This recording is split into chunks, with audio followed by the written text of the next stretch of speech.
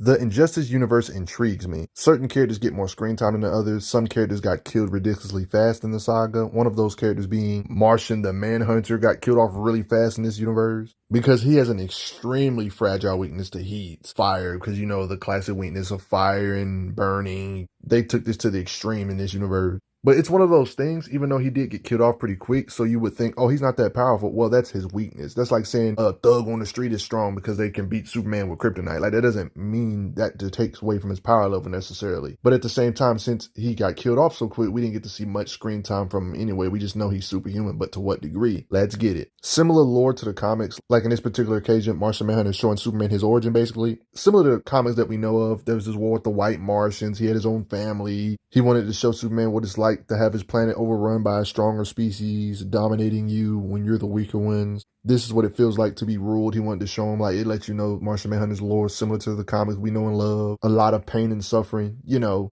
But due to him being a Martian, you know, he has a lot of perks and special abilities being a Martian. Like, for example, they was chasing him and he can go invisible. They said he's a shapeshifter who can turn intangible. So that also confirms he can go intangible to hit you off guard. Like here, for example, we literally see him go intangible going through the floor.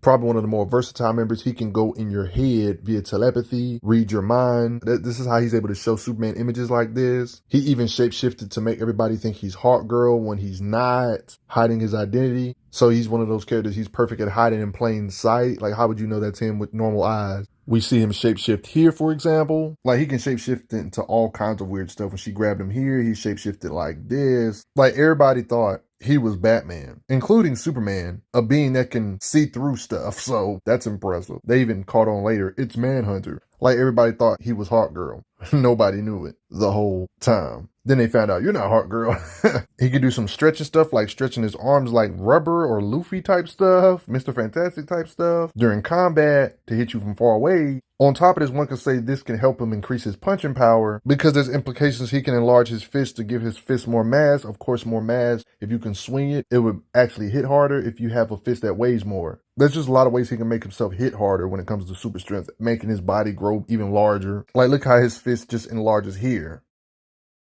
There's even implications he can grow as large as buildings if he wanted to. Can straight up fly at nice speeds. Just like the comics, there's implications he has his own Martian vision or heat vision or blast power, one could say.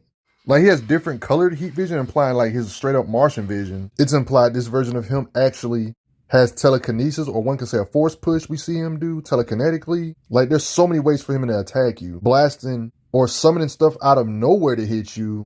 Blasting with electricity, it seems. So let's analyze the little showings we do have of his strength. There's going to be some assumptions made because he does lack screen time, but there is some writer intent on where his power level should be, even if he doesn't have showings. Because we can't just say, oh, he's a Batman or street level hero or a normal human level being because he died from fire. Like, that's not how that works. That's literally his weakness. That doesn't really give you an accurate representation of his muscle strength and things like that. That would pretty much be like saying Batman is confirmed a planet buster human with no amps or nothing because he can handle Superman with kryptonite. Beating somebody with their weakness doesn't automatically put you on their power level. Like, because without that weakness, you wouldn't be able to harm that being. You see what I'm saying? Martian Manhunter would be ridiculously hard to fight if it wasn't for them knowing about fire. So already, you kind of already got an idea of how versatile he is, but when it comes to how strong he is, Hawkgirl is somebody that's stronger than any ordinary human, and it's confirmed that he's actually stronger than her. Matter of fact, he was so strong, it actually made Damian suspicious, saying Hawkgirl is strong, but not that strong. So it's implying that in the lore, Martian Manhunter is actually stronger than the real Hawkgirl of this universe, who's like way stronger than normal humans, obviously. You know how Batman has this giant penny in his Batcave hideout?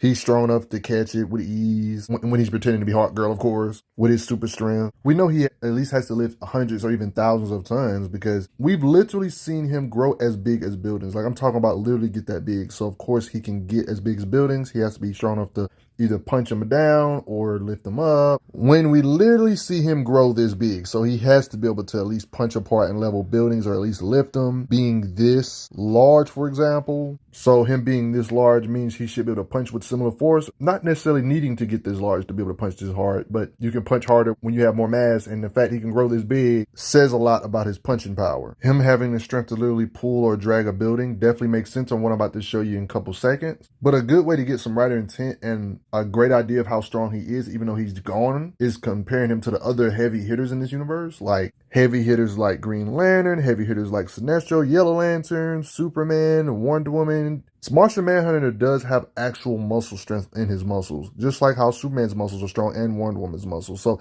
they have similar abilities in that regard. So a good way to understand his muscle strength is to understand how strong their muscles and raw physicals are in general. Because building, lifting, or building, shattering, punching power is not the limits of him. Based on the other powerhouses of this universe he's similar to. We've seen Lantern characters like Sinestro withstand impacts from Superman. Like, he was bleeding here, but this kind of gives you an idea of the stuff he can withstand without dying. Like, this attack that did all this damage to the moon, it didn't destroy the whole moon or nothing, but it made like a decent sized crater in the moon with enough power one could say it should be able to level an island at least, or cities. And this is the type of stuff these lanterns have to be able to withstand or compete against. Like, this is the type of impacts they have to withstand. Like, Yellow Lantern and Green Lantern are dang near close to identical when it comes to their power set, making constructs. You guys know about how Sinestro and Hal Jordan, no matter which universe we're talking about, even if we're talking about the Injustice universe, the canon universe, the animated series, it doesn't really matter. Whether we're talking about recent comics, Rebirth, Hal and Sinestro are always comparable to each other to some degree. It's the same for this universe. They're rivals in this universe too. Why is this important? Because we've seen what he can withstand, meaning he can withstand similar. And guess what Martian Manhunter did? He has the punching power. Like, while Green Lantern has green shielding up, like you see like a little green aura, so he's not like defenseless completely. He got caught off guard, but he still got green around him. He still can damage him with his striking power. So let you know he's up there with the heavier hitters like Lanterns.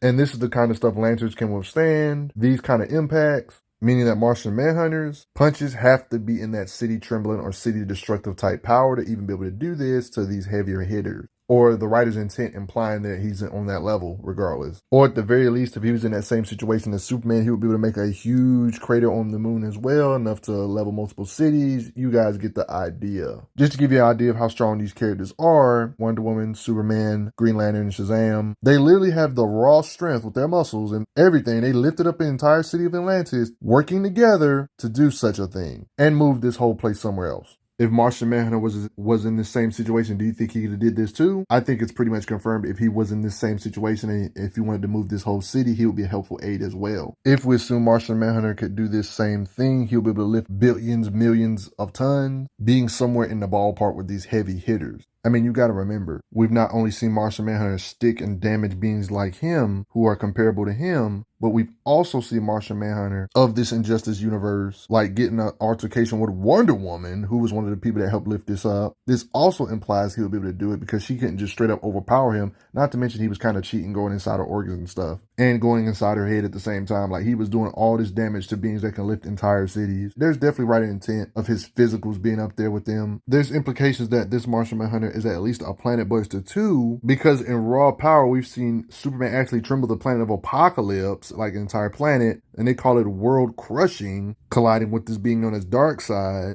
to the point where the core of the planet is about to rupture, like implying that Injustice Superman is a planet buster character too. But you're probably thinking, oh man, Superman killed him with ease. You shouldn't even. But look, okay, let's check this out. I look at it like this: planets have different sizes. If we assume that Superman is stronger than Martian Manhunter physically in this universe or whatever you want to say, the gap isn't crazy. Like, I would say, if Superman can destroy a planet this big, the Martian Manhunter can destroy a smaller planetoid. You see what I'm saying? If that's fair. Or an even smaller one. It just depends on how you want to look at it. Like, he shouldn't be less than 1% of his strength. You know what I mean? Even if you want to say Superman has the advantage in punching power and stuff. Not to mention, this is still disrespectful because we've actually seen Injustice Superman get his strength compared to like canon, continuity, Rebirth. Like, you know how Superman has a son? Yeah, Injustice Superman actually interacted with main continuity versions of characters. These beings that have feats way past star shattering and crap. Like, this is Superman's son from the main continuity Rebirth, and they're comparing their strength to one another after getting scientifically tested. Yeah, by the way, this is Injustice Wonder Woman. There's clear right intent for you. She can actually harm a main continuity version of a Kryptonian. Harming him is way above planet-shattering level. He's always giving the main Rebirth Superman issues. Yeah, I know Jonathan Kent was under the influence here, but the fact he can do damage to his dad, the main Rebirth, basically Post-Crisis or New 52 Superman put together. So yeah, no matter how you slice it, this is still disrespectful, really. These beings are probably starbusters, if we're being honest. Wonder Woman of this universe and Superman being somewhat comparable to the main continuity version of Jonathan Kent. It's a lot of unknowns about him, though. Yeah, I definitely think he's a planet trembler or a planet buster at the very least, though. Probably a starbuster. Really lacks showings, but you get the idea. He did this to the same Wonder Woman that was able to damage a main continuity version of Jonathan Kent, Superman's son of the main universe of comics. But all of this could be just me. He's a shape-shifting, superpowered beast. Yes, even though he got killed off.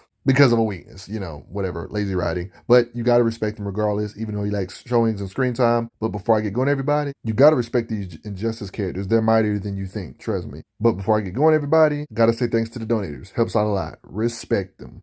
I'm glad you are enjoying your time on the channel. Make sure you check out the playlist on the channel to see other How Strong videos. If you like what this channel is offering, make sure you hit that subscribe button, and I will see you guys later.